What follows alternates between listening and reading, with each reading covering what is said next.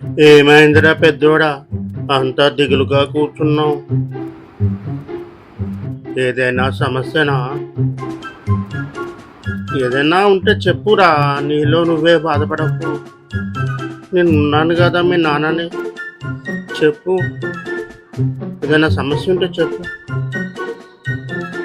సమస్యనా?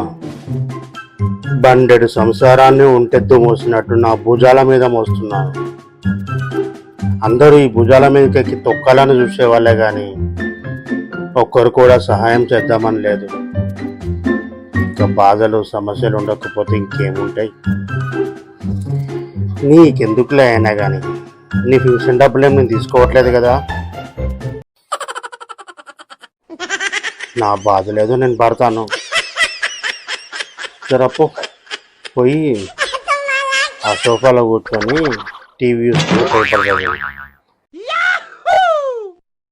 అప్పుడప్పుడు టీలు కాఫీలు తెస్తూనే ఉంటుంది కదా కోడలి పిల్ల. మీ కోడలు తెస్తూనే ఉంటుంది కదా. పో నాన్న పో. గాడిదన్నాక బరువులు మోయడం, పెద్దోడన్నాక ఇంటి బాధ్యతలు మోయడం తప్పదురా పెద్దోడా, మోయాల్సిందే. పెద్దోడు అడ్డగాడిదతో సమానం.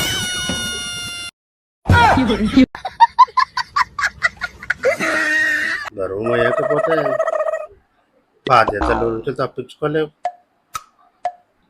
నీ తంటాలు నువ్వు వాడు.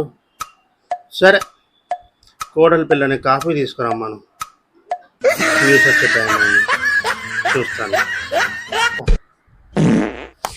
చెప్పమని చెప్తాపు. నువ్వు కూర్చొని కాఫీ తాగుకుంటా న్యూస్ చెప్తా. ఇదిగో నాన్న, ఖర్చులకు 1000 రూపాయలు ఫోన్ పే కొట్టు. అర్జెంటుగా బయటకు వెళ్ళాలి.